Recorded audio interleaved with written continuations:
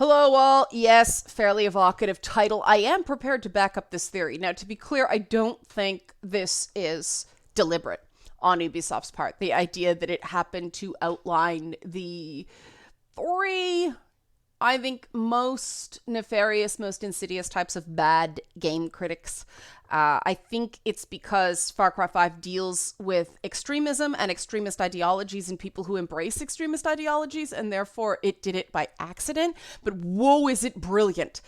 Let's get into it first, though. I have to do my thing that I'm trying to be better at. If you like videos like this, become a monthly patron, patreon.com/Leanna K.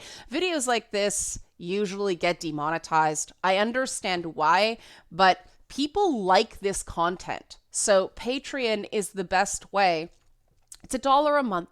That's all. That's all I need. If you can give more, awesome, but all I need is $1 a month from everybody. You know, Facebook gets 7 out of you through advertising, but I don't want to go to an advertiser model precisely because I don't like the idea of turning my audience into a commodity.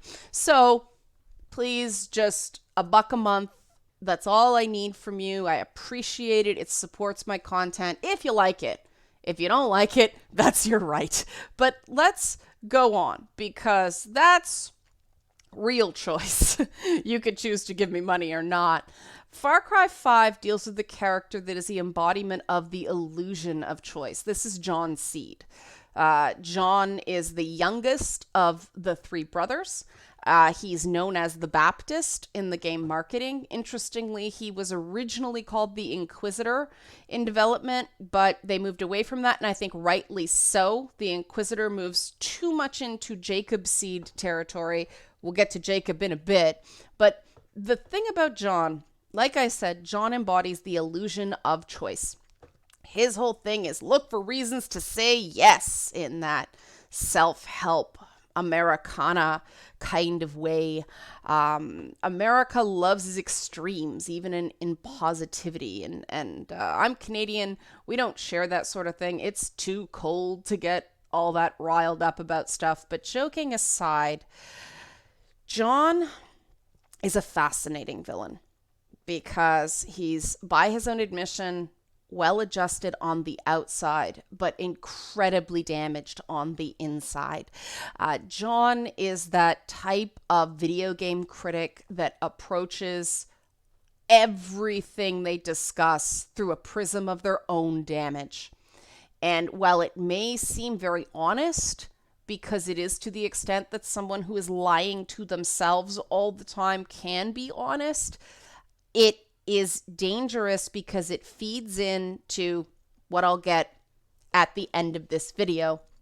The interesting thing about John is, like I said, he provides the illusion of choice. You don't seem forced to listen to a guy like John Seed. In-game, at John's capture parties, the raiding parties that come after you to move the game along, you kind of have to get caught to advance the plot. But his are the only capture parties that can be avoided for as long as you want. I did 3 quests with them chasing me. But being captured by John's parties are no less inevitable than the capture by Jacob or Faith soldiers. It just makes you feel like you can fight it longer. And that's what makes guys like John charismatic. That's what makes you really gotta watch out for this type, because their charisma is rooted in the fact that they are in a very childlike level of development. Their analysis is very simple. It's easy to understand. It's compelling in its emotional core, but it is wrong. It is wrong because it is through the lens of being a victim, not the lens of an actual full-blown adult who has gone through the process of processing the bad crap that happens to all of us, some more than others. But everyone has their struggles, and someone who is still in the midst of processing their struggle cannot give you an objective opinion and cannot give you even a truly truthful one. And that's why you gotta watch the cuddly type of game critic that I know I'm holding off why it's harmful, actually harmful in my opinion. That's why I'm talking about this stuff till the end, but just come with me, come along the journey, because oh man, I just want to get through this one so bad. Faith Seed. Faith is the one of the 3 sub bosses in the game, Far Cry 5, that I just wanted to destroy. And that is my damage, and I'm aware of it, because I've had to deal with people like Faith in gaming and in the world. Faith is called the Siren in game marketing. Yes, cliche, but very real. Faith, I identified as providing an illusion of safety. She is the drug culture representative in the Far Cry game. The soma of the Far Cry game is a substance called bliss. I'm not going to get into what bliss is in this video. It'd take too long. But what's interesting about Faith is she's elevated to the status of goddess for the purpose of marketing the cult, but Faith is not at all special. She is interchangeable with so many other women, and this is why I angry. Ironically about Faith, she promises happiness and fulfillment and stability, and safety, as I said, illusion of safety, but the minute she gets into trouble, she finds a way to play the victim. She is a chronic liar to the point that people can't figure out what the truth is. And so with somebody like Faith, they end up picking a truth that is the most convenient, and then she's got you. Because unlike John, who is a victim and hides it, Faith will eventually tell you she's a victim, has been a victim, is still a victim when it's convenient. But Faith is actually an abuser. She, on some level, knows exactly what she is doing. But that's what makes her feel safe. She, the metaphor of the final fight with Faith is very evocative, and I won't spoil it here. But unlike John, who is working through his own damage, Faith has so embraced her own damage. She has seen it as so inevitable that she gains power by exploiting the damage in others. And where John lacks wisdom because he's in a state of arrested development, Faith is very canny about people. She's not as inherently persuasive because she doesn't have to be. She just gets in and controls your mind. So people know she's a liar, but they're still manipulated by her lies. And it's because at her core, she lacks ethics. It's all about her own personal safety, who she can control, who she can use. And there are a lot of interchangeable female figures in video games right now being seen as important voices, TM. I'm sure you've heard that expression.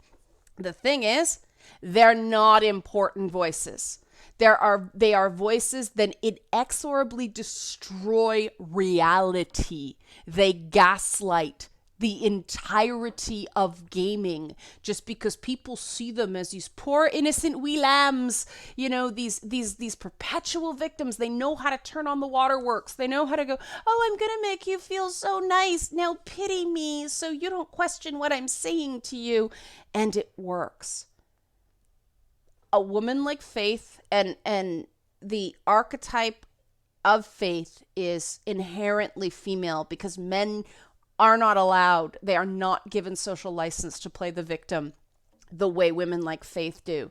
They get their hooks into you, and it doesn't matter how much you end up hating them, how much you see what a piece of garbage they are. The mind fuck that somebody like Faith puts on someone is something that is very, very difficult to come back from because they are canny abusers. They're just not that special. And that's what drives their sense of victimization. That's why they will never stop.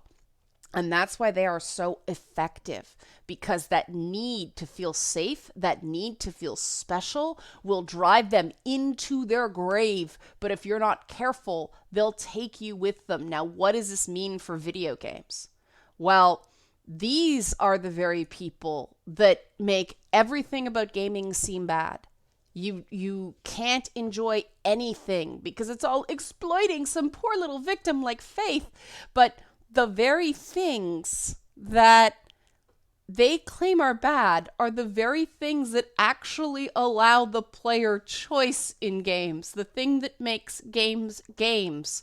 Again, they slowly chip away at reality until there is nothing objective. Scientific studies, no problem. Just give an emotional narrative that will override those scientific studies in people's brains.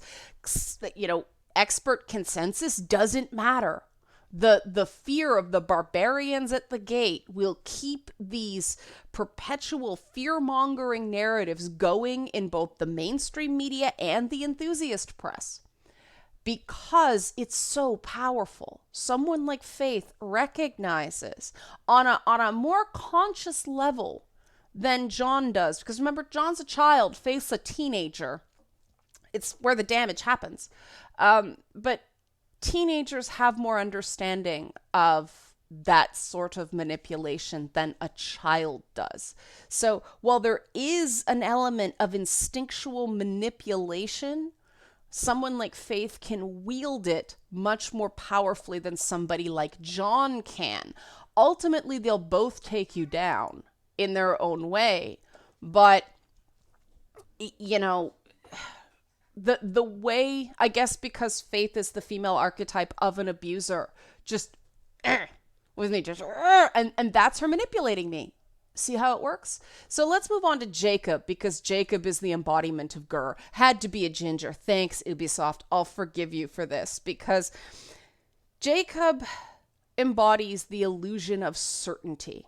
You will see the soldier regalia with all the ideas of purpose and honor that come with it. Now, Jacob is the only one of the three that actually exudes menace. That is not what makes him dangerous, because you see him coming. It is this idea in the minds of critics of the Jacob type that because they responded to something one way, everyone responds to something in the same way they did.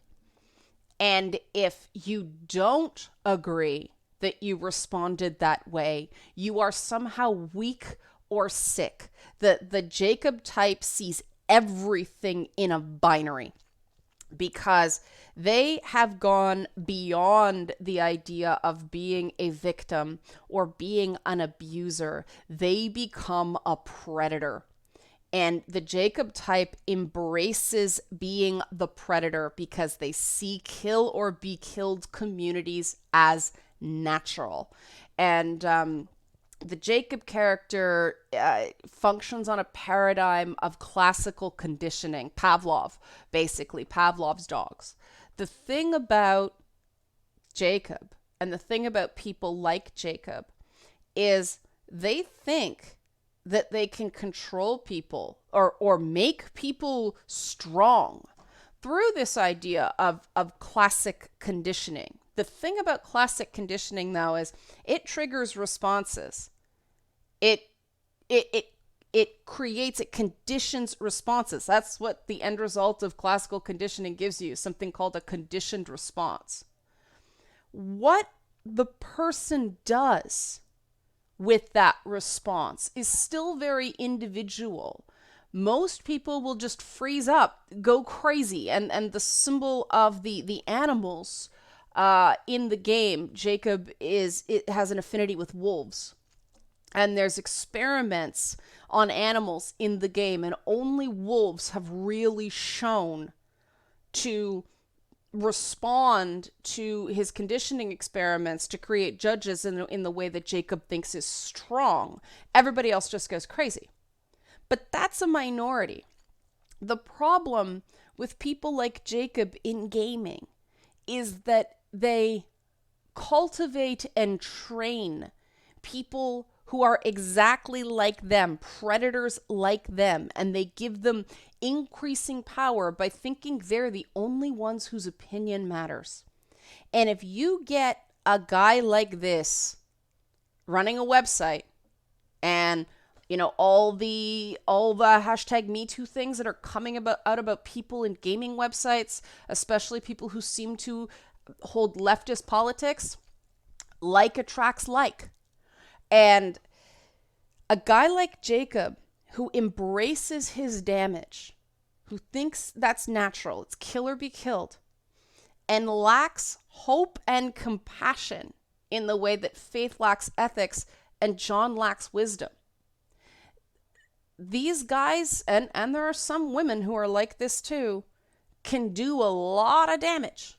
A lot of damage. You see them coming, but that doesn't mean you can stop them because they have cultivated a community where they are more powerful than you and they know it. Now, in a 1-to-1 fight, Jacob is not as dangerous as Faith. John's no threat in a 1-to-1 fight. John is not a fighter. He needs things around him. Jacob will give you a run for your money, but one-on-one, Jacob is fairly easily taken down. Faith is more of a challenge, let's say, because she can bend reality to her freaking will.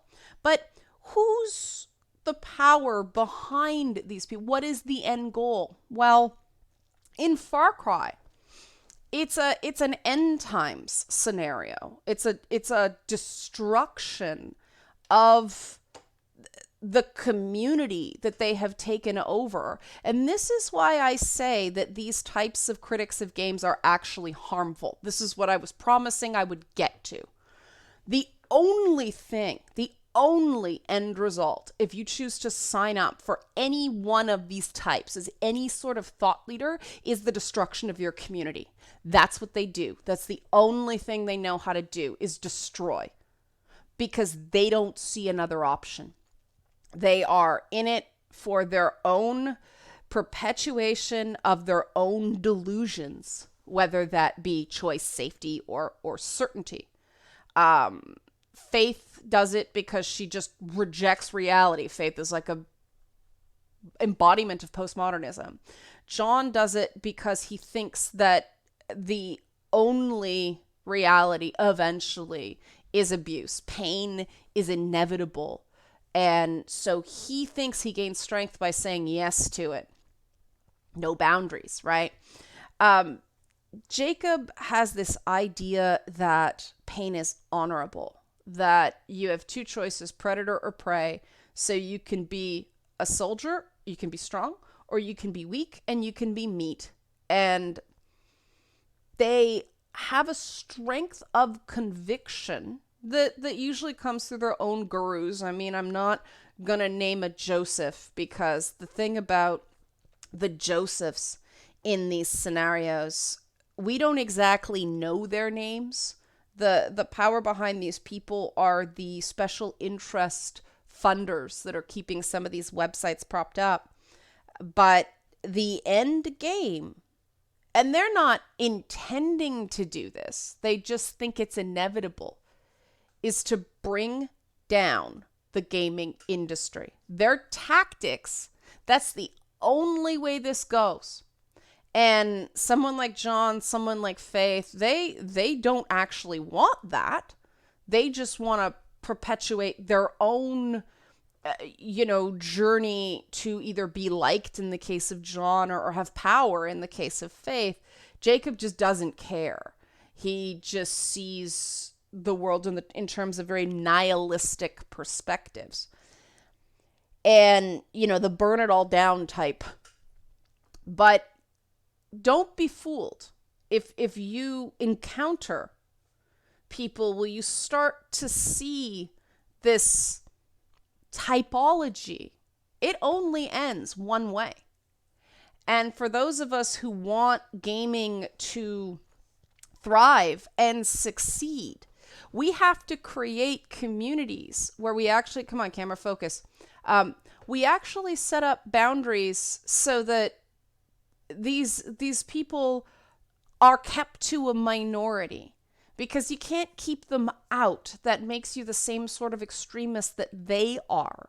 But you don't have to give them power, and you don't have to listen to them. And the problem in gaming is that these types have been given a platform where, because they have been enabled, we are now forced to listen to their lies, deliberate lies or not.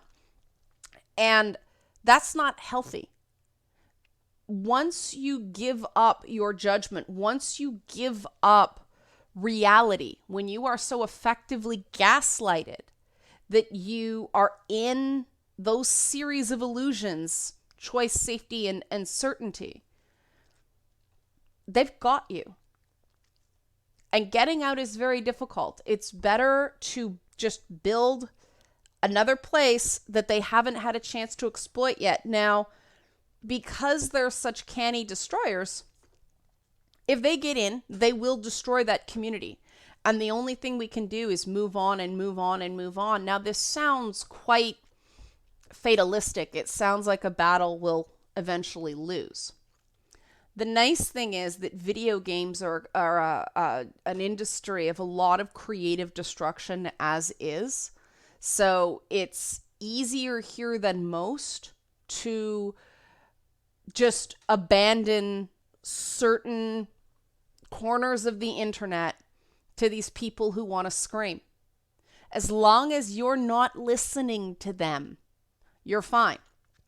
The minute you start engaging with them, and this is one of the morals of Far Cry 5, as soon as you decide to engage, you can't win, because you're on battles that are based on their terms, and you can take every single one of them out, but by fighting them, you are only contributing to the destruction of the thing you're trying to save. These are zero-sum games for these types, and all a battle with them does is destroy things. And I've been guilty of that myself in the past, and it has had a very destructive outcome, which is why I tend to stay away from head-to-head battles, especially with the fucking faith type.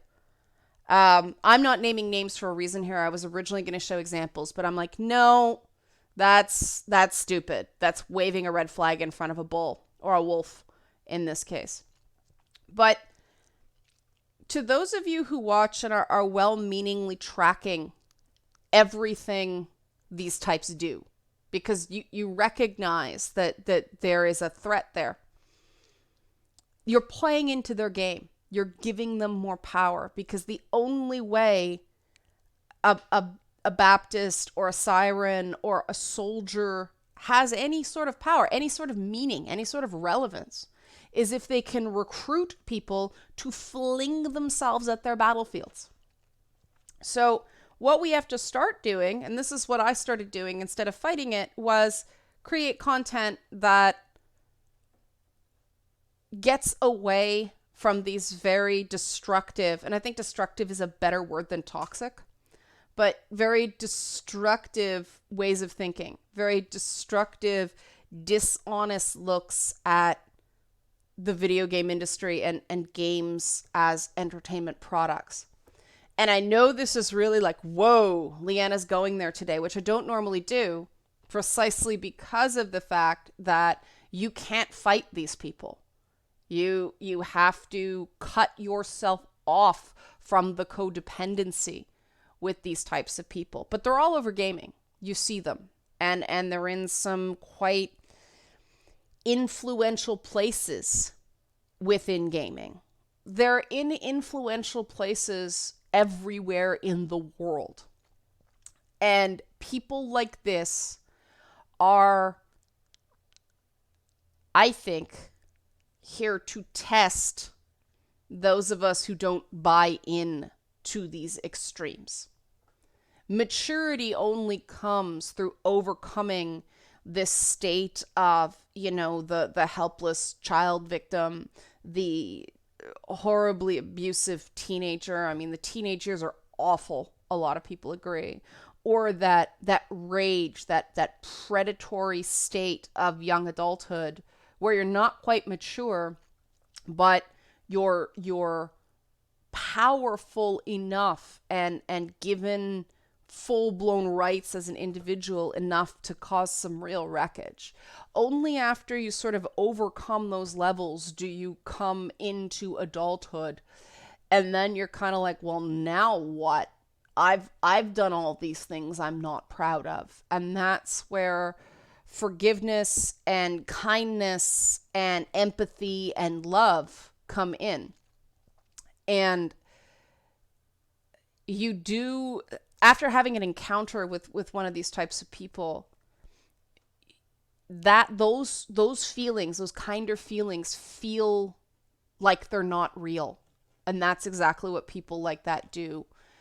And rebuilding that, getting back that sense of that there's any good in the world is vital. And that's what games can do. So really, the best thing you can do in terms of people like this in gaming is to just enjoy the games you want to enjoy. Don't feel forced to continue to engage with the games you don't like, because no game is for everyone. And just have fun and recognize that sometimes those momentary, I know this is probably bad for me in the long run, but this is really frickin' fun now.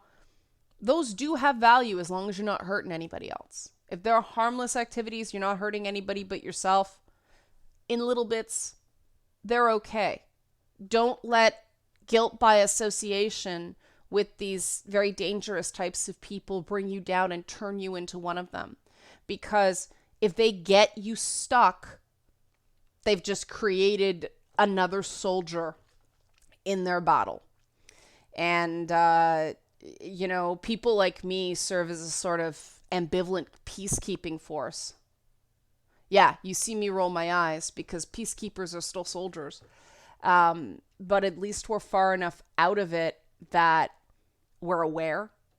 And we don't tend to do as well as the people who fit these types. But I really do think that we can build up mature, objective, accurate critics of games as the industry matures.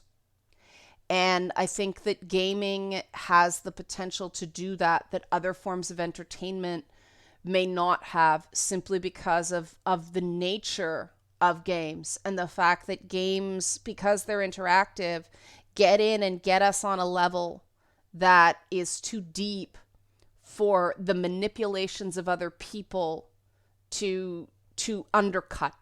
That's my hope.